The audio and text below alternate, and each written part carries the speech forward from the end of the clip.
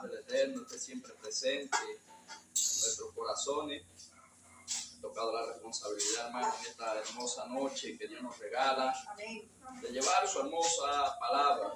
Toda la palabra del Señor es hermosa. Él es hermoso. Amén. Y nosotros simplemente somos vasos que hablamos lo que está escrito acá. La Biblia fue escrita, dice el escritor, inspirado los hombres por el Espíritu Santo del Señor. Entonces hay que entender a veces, hermano, cómo es el caminar en el Señor. El Señor nos prometió estar con nosotros en todo momento, estar con nosotros en la lucha, en la prueba, pero no dijo que iba a ser fácil. Aún los discípulos tuvieron momentos de desasiego, momentos donde estuvieron en oscuridad, momentos donde estuvieron en alta mar, momentos de peligro, de hambre, de escasez, pero también vieron la gloria de Dios. Amén. Entonces, sin más preámbulo, hermano, ¿verdad? Vamos a lo que vinimos. Yo le voy a estar invitando que nos estemos ubicando en el Evangelio según San Mateo. Amén. En el verso 14, verso 22. Amén. Leemos allí, hacemos una oración y le pido, hermano, que no se desconecte de la palabra. Hay bastante misterio allí. Usted está en el Espíritu, ¿verdad? Y usted discierne lo que la palabra le va a revelar. Usted va a entender lo que se mueve en el mundo espiritual. Ese es lo que el Señor quiere, que aprendamos a discernir dónde estamos parados y qué se está moviendo, o qué está haciendo el enemigo, ¿verdad? Para tratar de derribarnos. Estamos allí ubicados. Leemos entonces palabra o la bendición del Padre, Hijo y Espíritu Santo. Amén. Dice así: Jesús anda sobre el mar. Enseguida Jesús hizo a sus discípulos entrar en la barca e ir delante de él a la otra riviera, entre tanto que él despedía a la multitud. Despedida la multitud, subió al monte a orar aparte, y cuando llegó la noche estaba allí solo. Y ya la barca estaba en medio del mar, azotada por las olas, porque el viento era contrario. Mas a la cuarta vigilia de la noche Jesús vino a ellos andando sobre el mar. Y los discípulos, viéndole andar sobre el mar, se turbaron diciendo: un fantasma. Y dieron voces de miedo. Pero enseguida Jesús les habló diciendo: tened ánimo, yo soy, no temáis. Amén. Oh soberano Señor y Padre amado de la gloria, recibe toda honra, toda gloria, toda alabanza en el nombre poderoso de Jesús. Mi alma te alaba y te glorifica. Te damos gracias en esta hermosa noche. Primeramente me pongo en tus manos, Señor, una vez más, reconociendo tu poder, tu señorío sobre mi vida, reconociendo que simplemente soy un vaso de barro para que la honra, la gloria, la excelencia y el poder sean tuyos, Señor. Te pido, Espíritu Santo, que abras mi entendimiento y que en medio de tus dones se pueda, Señor, entender tu palabra, Padre, para la edificación del cuerpo de Cristo, Señor. Se han activado, Señor, el don de enseñanza, Padre amado de la gloria, pero también el de inteligencia, sabiduría y ciencia, Padre, para que podamos comprender, Señor, los misterios que están en tu palabra, para que nosotros podamos andar a la luz de la palabra y entender, Señor, que en este camino, Señor, es necesario tener discernimiento y aprender a entender y oír tu palabra, porque en ella hay vida y hay dirección. En el nombre poderoso de Jesús. Puedes tomar asiento, que está parado, no hay energía eléctrica, pero nosotros somos luminarias de Cristo. Amén. La luz de la palabra nos alumbra en medio de la tiniebla. Lo primero que tenemos que entender acá, hermanos, es lo siguiente. Aquí Jesús andaba ¿con quién? Con sus 12 discípulos.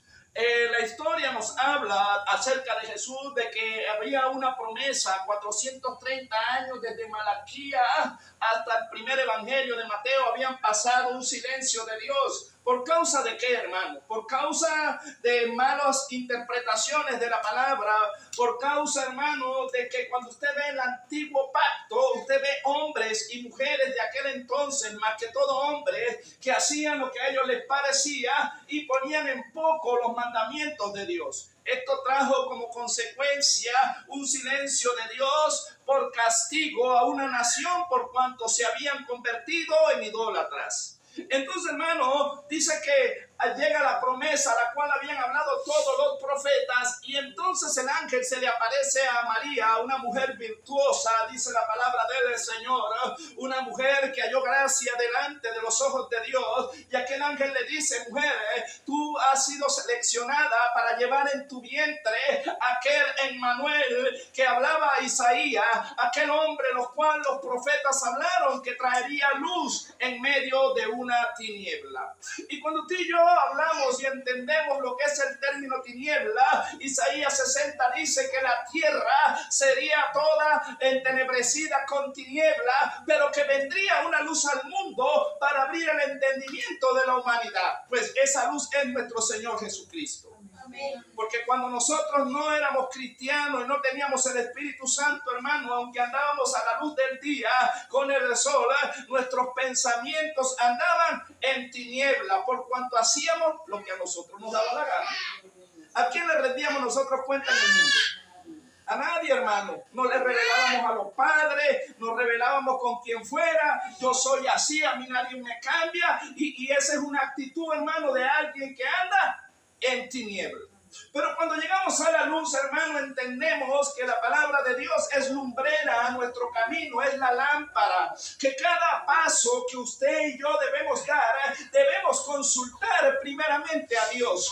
Y usted dice: ¿y dónde está Dios? Yo le oro a Dios, pero Dios no me ha hablado. Hermano, ya Dios se reveló en su palabra. Yo no necesito pedirle confirmación a Dios para ir al hospital a orarle a los enfermos, o necesito orarle al Señor para que el Señor me mande.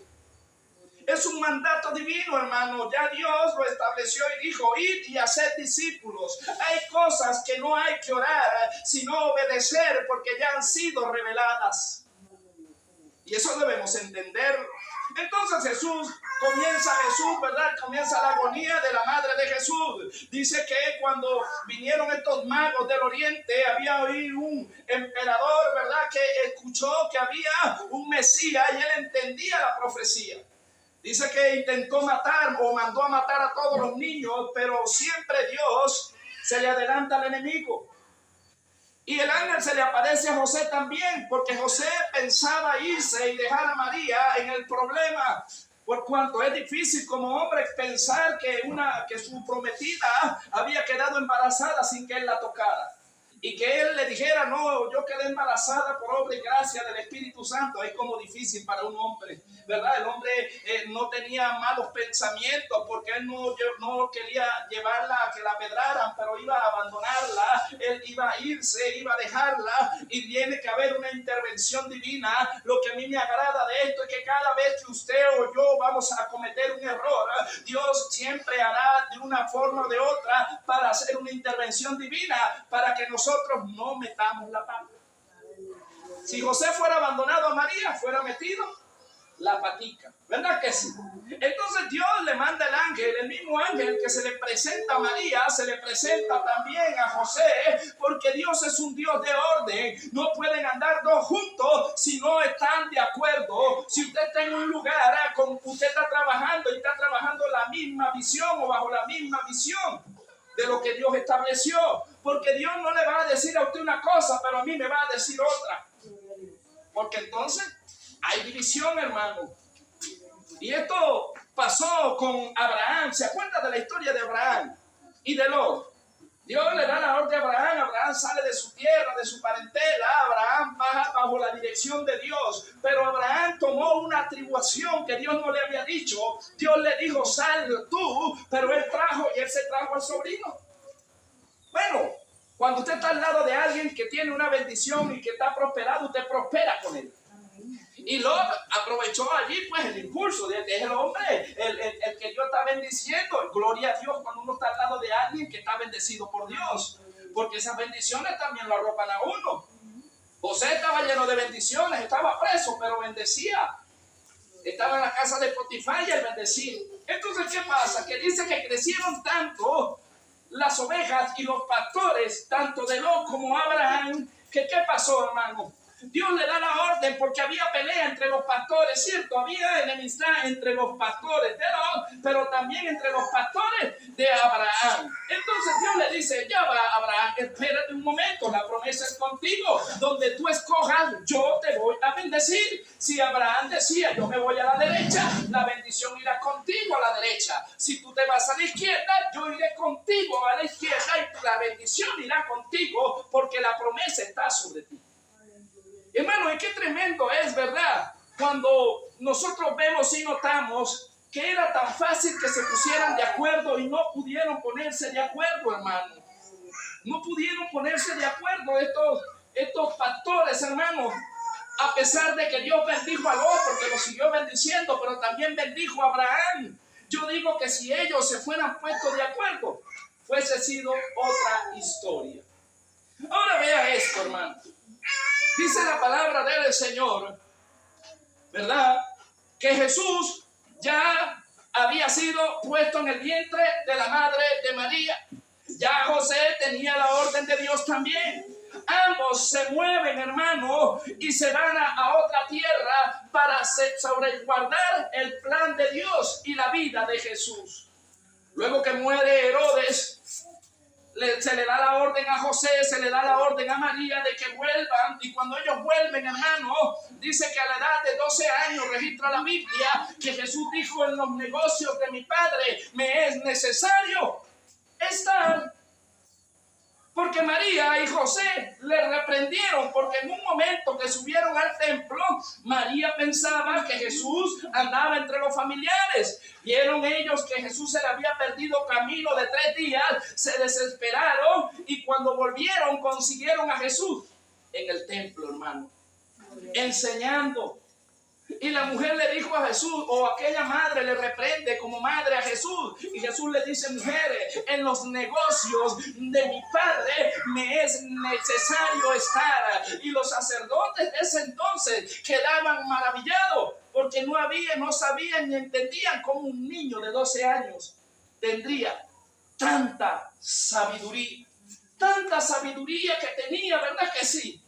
Y yo digo, qué bonito es ponernos de acuerdo con Dios, hermano, porque usted y yo tenemos que ponernos de acuerdo con Dios. Usted tiene la misma Biblia que tengo yo, ¿sí o no? Si nosotros leemos allí un mandamiento y Dios le dice a usted un mandamiento y me da a mí uno, creo que es el mismo.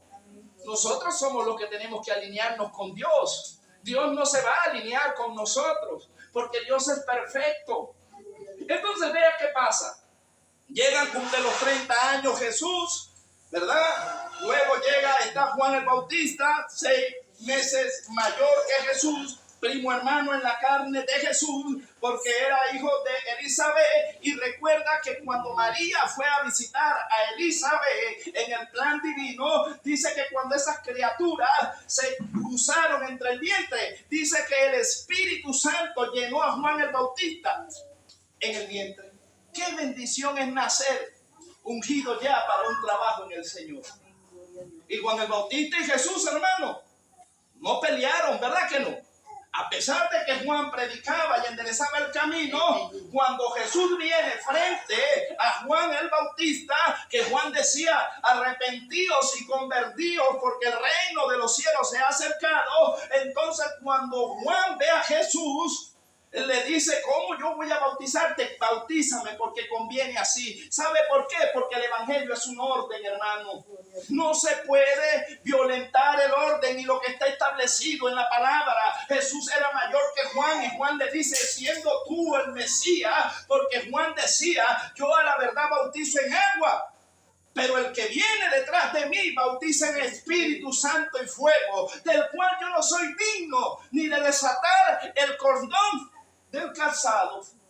Juan estaba claro que Jesús era mayor, pero Jesús se le acerca a Juan y le dice: conviene que hagamos lo que está escrito, como estableció mi Padre, así ha de hacerse. Entonces, ¿qué le quiero decir? Que usted y yo no podemos quitarle un tilde a la palabra. Si la Biblia dice que es así, así es como dice la Biblia. Es como diga la palabra de Dios, es como diga Dios, y dándole la interpretación la cual Dios ya reveló en su palabra. Qué tremendo, hermano, Hay allí un acuerdo. Recuerde que los discípulos de Juan tenía discípulos, mas Jesús no tenía discípulos aún. Y dice que cuando fue bautizado Jesús, dice que se oyó una voz en el cielo que decía: este es mi Hijo amado, en el cual tengo complacencia, a él oír y obedecer. Pero al mismo tiempo descendía el Espíritu Santo como forma de paloma, y es ahí el Cordero de Dios que quita el pecado del mundo. Estaban dos discípulos de Juan allí, el Bautista, y le dijeron: ¿quién es ese? Y Juan les habló abiertamente: él es el Cordero de Dios. ¿Verdad que Juan no le dijo: ustedes son míos? Juan le dijo, ellos le dijeron: le vamos a seguir. Y Juan le dijo: síganle, porque él es del que yo hablaba, él es el que yo predicaba. Ahora es necesario que yo mengüe para que él crezca. ¿Qué le quiero decir? Es necesario que su carne y mi carne, el yo suyo y el yo mío, mengüen para que se vea Cristo gobernando nuestra vida. Usted y yo debemos menguar a la carne, hermano. Usted y yo debemos morir a la carne para que florezca Cristo y sea Cristo visto en usted, pero también en mí. Gloria al Señor por eso. Ahora vea. Ok, no queda en eso allí. Vienen los dos discípulos, se acercan y le dicen al maestro: te vamos a seguir. Y Jesús le dice: el Hijo del Hombre no tiene dónde recostar su cabecera. Si ustedes me siguen a mí, yo no les voy a dar dinero, pero sí les prometo que tendrán la vida eterna. Y aquellos hombres, Juan, ¿verdad?, y Andrés, pescadores los dos, llegan y llevan al maestro donde Pedro. Y cuando Jesús ve a Pedro, Juan le dice: este es el Cristo, este es. Y Pedro ya entra en la barca y Pedro dice: yo no soy digno, ¿verdad? Porque Jesús, él lo invita a entrar y él le dice que no habían podido pescar porque habían pescado en su fuerza. Pero Jesús le dice: vayamos mar adentro. Quiere decir que Pedro venía triste, porque ¿cómo se sentirá usted si usted sabe que tiene familia y que no pudo hacer dinero en el día? Le da tristeza llegar con las manos vacías. Y Jesús vio que ellos tenían las redes, estaban vacías, habían trabajado, pero no habían conseguido nada. ¿Sabe por qué? Porque habían pescado en su fuerza. Pero Jesús le dice: vamos mar adentro. Y Pedro le dice: en tu palabra, no en la mía, Señor. En lo que tú digas, yo caminaré. ¿Y qué pasó? Pescaron, hermano. Cuando usted y yo hacemos las cosas según la palabra de Dios, en su palabra, cuando usted camina en la palabra de Dios y yo, usted va a ver resultados positivos. Enseguida Pedro dijo: soy pecador, no soy digno de que entres en mí. Pero ¿qué estaba haciendo Jesús? Reclutando a cada uno de sus discípulos, hermanos. Entonces Jesús reclutó 12 hombres, y de estos 12 hombres, hermanos, caminaron con Jesús durante 3 años y medio en el ministerio. Jesús los encaminó en una ocasión y los envió de 2 en 2. Y estos hombres venían alegres y le decían al maestro: los demonios se nos sujetan, oramos por los enfermos y sanan, los ciegos recuperan la vista. Hermano, gloria a Dios por los dones que la iglesia tiene. Nosotros podemos caminar en los dones, hermano.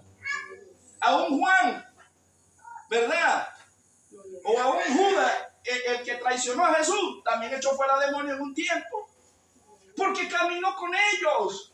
Satanás no había entrado en el corazón de él todavía, y caminó entre los discípulos. Tuvo la misma oportunidad que tuvieron todos, hermano. Aún estuvo aquí en la parte de la barca. Ahí estaban los 12, aún metiendo a Judas, el que traicionó a Jesús.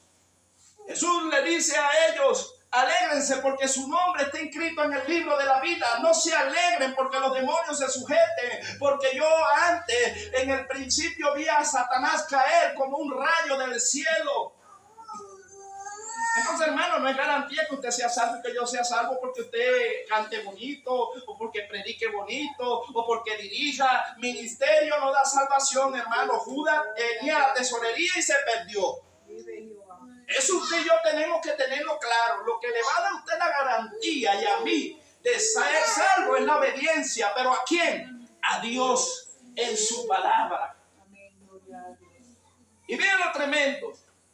Ellos venían aquí, antes de entrar aquí, dice que tenían 3 días caminando y la multitud seguía a Jesús porque la fama de Jesús crecía y Jesús tuvo compasión y los alimentó a todos. Pero hay un momento donde Jesús se aparta y llama a los discípulos y le dice que tienen que pasar al otro lado del mar, que se monten en una barca. La gente no siguió a los discípulos porque la gente vio que Jesús se quedó.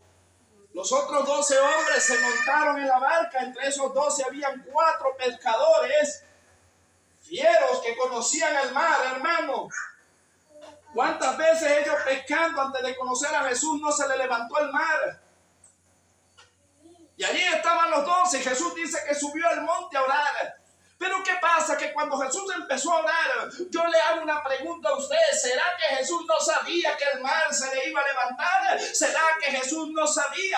Jesús dice, móntense, y era tardecito ya, no había llegado la noche. Móntense y espérenme en el otro lugar. Jesús se fue a orar por la fe de ellos. Entonces dice que al llegar la noche, que la noche representa las tinieblas, ¿verdad que sí? La noche representa la oscuridad y las tinieblas.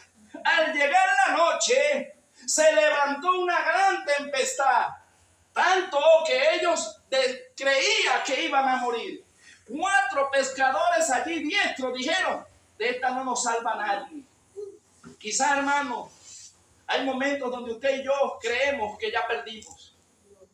¿Usted me entiende? La barca puede representar la iglesia completa, puede representar una persona en individual, pero en este caso estamos hablando de la iglesia porque eran 12 discípulos que estaban dentro de una barca. La barca representa el lugar donde estamos los creyentes. En este caso estaban 12 discípulos aspirantes al apostolado y Jesús estaba por fuera, pero no quitaba la vista de ellos. Jesús esperó que las tinieblas vinieran y que el viento, que es contrario, se levantara y golpeara la barca.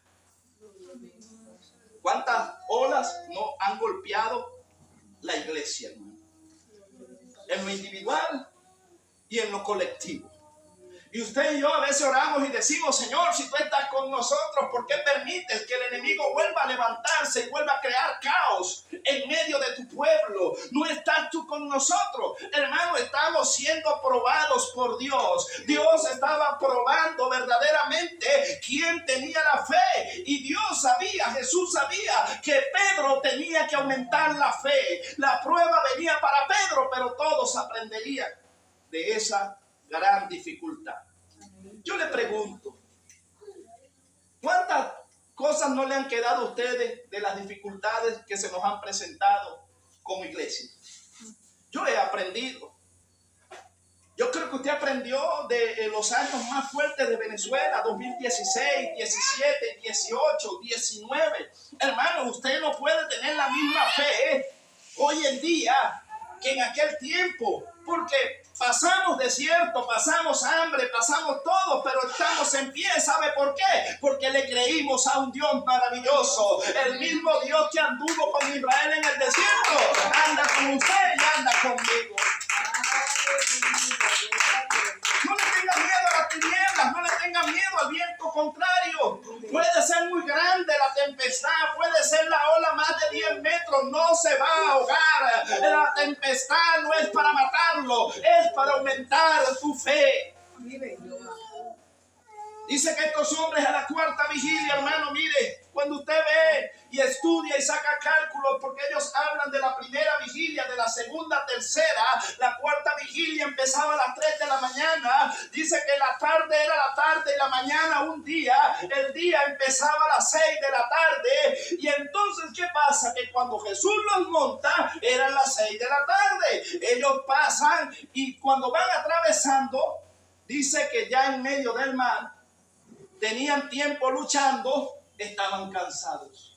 Porque ellos remaban, me imagino que el agua se les metía para adentro, ¿verdad? De la barca. Y me imagino ellos, en ese tiempo no había perolitos, pero imaginémonos en este tiempo una cubeta cada uno y echando el agua para afuera y el agua para adentro. ¿Cuántas veces no está usted dentro de su cuerpo inundado de malos pensamientos y usted siente que se va a ahogar? siente que no puede más. La aflicción, el afán, la fatiga, los problemas, uno se inunda, hermano, de problemas cuando uno agarra cargas que no son de una. Oh, Jesús le dijo: venid a mí los que estáis cargados y trabajados, y aprended de mí, que soy manso y humilde de corazón, y hallaréis descanso para vuestras almas. Jesús está allí para tomar tus cargas y las mías, pero a veces nosotros queremos ser mejor que Dios y empezamos a agarrar las cargas ajenas. Hermano, si no podemos con las nuestras, si nosotros, como la responsabilidad que Dios nos dio a nosotros, vamos a agarrar nosotros cargas ajenas. Y esto que voy a dar como testimonio, esto me lo dio un inconverso, hermano. Recuerdo que en los tiempos, trabajando un día en la escuela, estoy hablando con él, estaba de día yo, y está él ahí de portero, y me dice: oye, varón, ¿sabes que la maestra me está pidiendo un favor? Hazlo tú. Yo le digo: ajá, varón, pero ¿cuál es el favor? Mira, varón, ella quiere que ahí hay obreros, pero están ocupados. No importa que ustedes sean maestros, pero tú le puedes ayudar a la maestra. Le digo: sí, pero ¿qué es lo que me quieres decir? Anda y viene, si yo te explico, para que entiendas lo que te quiero transmitir. Yo fui, hermano, no me deshonra, ¿verdad?, hacer un favor. Agarré, llené y dice: tome, maestra. Me oye, gracias, varón. Entonces, cuando voy allá, le digo: hermano, ¿qué me quieres tú? Perdón, no le digo hermano, le digo: varón, ¿qué me quieres decir? Porque no es cristiano. Me dice: mira, Monzón, uno tiene que ser muy atento y amable en el trabajo donde uno lo delega. Y en el momento en que ella me pide el favor, mira la gente que está afuera. ¿Sabes qué pasa? Que mi función dentro de la escuela es cuidar la puerta. ¿Qué crees tú que pasa si se roban un niño o pasa algún peligro o un niño se lesiona porque yo me muevo a hacer un favor? Aunque yo alegue y yo diga que estoy haciendo un favor, me van a mí a sentenciar, voy a pagar yo. ¿Por qué? Porque me van a decir: nosotros le pagamos para que cuide la puerta, no para que ande cargando agua. No es malo que yo cargue el agua si no hay nadie en la puerta.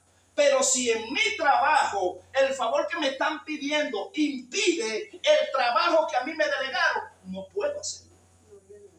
No sé si usted me capta. Dios nos delega funciones a cada uno. Yo puedo hacer favores, pero si el favor que voy a hacer me resta el trabajo que yo tengo que entregar, no puedo. Porque a mí me van a pedir cuentas por lo que Dios me delegó, no por lo que le delegó a otro. Puedo ayudar, pero no puedo descuidar lo que se me encomendó. Entonces, vea, hermano, estos 12 hombres, dice que a la cuarta vigilia, ya cansados, quizás rendidos, dijeron: ya aquí el maestro se olvidó de nosotros. Creo que todos nosotros en algún momento hemos creído que Dios se ha olvidado de nosotros. Creo que no soy el único. Hay momentos donde la prueba ha sido tan dura que yo digo: ahora sí es verdad, se acabó todo. Y Dios aparece en rescate de sus siervos y siervas. Y dice que en el mar, a lo lejos, Juan, que tenía visión, porque dentro de la iglesia hay gente que tiene visión, otros tienen menos visión, pero Juan representa a los hermanos que tienen comunión con Dios. Juan, el discípulo amado, era el que más hablaba con Dios, y cuando lo ve a lo lejos, ellos oyen una voz. Todos oyeron la voz, pero no todos distinguieron la voz. Por eso es que no todos saben oír la voz de Dios, porque el enemigo también habla. ¿Y qué le dijo Jesús? No temáis, yo soy. Jesús les transmitió ánimo como un buen líder. Jesús, en vez de criticarlos, les dijo: no teman, yo soy, yo estoy con vosotros. ¿Y qué pasa? Que enseguida Pedro o alguno de ellos dijeron: un fantasma. Y Juan, que conocía a Jesús y conocía su voz, le dijo: no, Pedro, es el maestro. Es el maestro. Habían visto a Jesús sanar enfermos, de ciegos, a sanar leprosos, pero no lo habían visto caminar por encima del agua, por encima del mar, no lo habían visto. Y entonces Pedro, en un momento de duda, dice: maestro, si eres tú, di la palabra y yo caminaré en ella. Porque ya Pedro se lo había dicho cuando Jesús le dijo: ponga mar adentro. ¿Está usted y yo caminando en la palabra de Dios? ¿Estamos caminando en lo que Dios nos ordenó? Si Dios nos da una orden ahorita, no nos la va a cambiar mañana, hermano. Dios mantiene su palabra. Quien varía es uno. Todos nosotros estamos llenos de emociones, pero Dios se mantiene. ¿Ve? Y vea lo tremendo. Cuando están allí, Jesús le dice: Pedro, ven. Y a veces criticamos a Pedro, hermano. No, Pedro dudó. ¿Para qué dudó? Pero ¿sabe qué pasó? Que yo digo, ¿por qué de los otros 11 no se bajó ninguno? Yo le pregunto, si usted ha navegado de noche, yo he navegado de noche. Si usted se monta en un barco, en una canoa, en una lancha, en lo que usted se monte, y se levanta el mar, usted se camina en el mar. Por un mejor pescador que usted sea, usted no se baja de ahí. Pero Pedro se le olvidó lo natural. Pedro, cuando Juan le dijo, es el maestro, a Pedro se le olvidó que habían olas de más de 10 metros. A Pedro se le olvidó que el viento era contrario. Pedro fijó los ojos en Jesús. Cuando usted y yo fijamos los ojos en Jesús, no nos vamos a hundir. Cuando usted y yo fijamos los ojos en la palabra de Dios y caminamos en ella, todo va a florecer. Pero recuerde que el enemigo sigue trabajando. En lo que Pedro se bajó de unos pasitos. Y a Dios por Pedro, ¿verdad? No tenía mucha fe, tenía fe, pero era muy poca.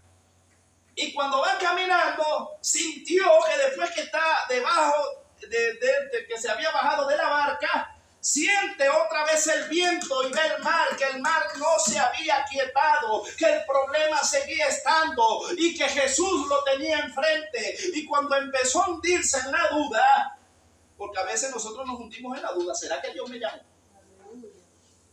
Pero él, ¿qué hizo? Maestro, sálvame que perezco. Y Jesús lo levantó, lo volvió a montar en la barca y le dijo: Pedro, ¿por qué dudaste? Si ya estabas caminando, ¿por qué dudaste? A veces estamos caminando y estamos viendo en lo que Dios nos ha dicho florecer, pero entonces el enemigo que trabaja en las tinieblas empieza a bombardear nuestra mente, empezamos a ver la atmósfera y empezamos a dudar y empezamos a hundir. ¿Para qué quitar la mirada del maestro? ¿No dijo él que haría cosas grandes a través de nosotros? Yo lo sigo creyendo. Yo sigo creyendo en lo que Dios dijo. Ahora, lo que Dios está esperando es que nos alineemos a su palabra. Dios dijo: la bendición es suya. Yo le dije, ahí está. Alíñense, pónganse de acuerdo y verán mi gloria. El poder del acuerdo. Esto, hermano, en la iglesia no es que tú jalas para allá y yo jalo para acá, que tú tienes más fuerza y que yo tengo menos fuerza, que vamos a ver quién es más bravo. No, hermano, aquí el fuerte es Cristo. Pablo dijo: diga el débil, fuerte soy. ¿Pero en quién? En Cristo. Eso es lo que el Señor quiere, que nosotros nos alineemos. ¿A qué? A su palabra, que crezcamos y veremos los resultados positivos. Las veces que nos hemos logrado alinear, hemos visto bendición, ¿sí o no? Cuando el enemigo nos pellizca y se vuelve a levantar más, vuelve la turbulencia otra vez. Yo digo: bendita sea la gloria de Dios. Se vuelve a levantar el mar, se vuelven a crear los rumores, y no hay comunicación, y vemos que la bendición se nos aleja. Pero tan cerca que tenemos la bendición, hermano, que cuesta ponerse de acuerdo. Tan fácil que es sentarse, exponer, buscar lo mejor colectivamente y tomar las decisiones en unidad. Pero a veces, hermano, creo que el enemigo todavía nos golpea un poco en esa área. Y hay que estar orando y velando, porque los tiempos son malos. Y esta iglesia, hermano, está siendo resonada, pero hay que mantener la humildad. Esta iglesia tiene buenos vasos, hermano. Tiene líderes, excelentes líderes. Todos, los voy a meter a todos. Solo que unos han crecido más que otros. Pero ¿cuál es el deber del más grande? Ayudar al más pequeño. Pero recuerden también que siempre dentro de la barca habrá un Judas. No echaron fuera a Judas. pero a Judas no le daban tanta participación. ¿Verdad que usted no ve en la Biblia? ¿Qué hacía Judas, hermana? ¿Qué le delegaba Jesús a Judas? Nada, hermano. Judas andaba con ellos. Más nada. Hasta se cuidaban en un momento de la escritura cuando Dios me dé la orden. Yo le digo allí que en un momento venía Judas, ellos estaban reunidos y Jesús le dice a los discípulos, calla porque viene el príncipe de este mundo. Y nada tienen vosotros. Nosotros no echamos fuera a nadie, no molestamos a nadie, pero sí nos cuidamos.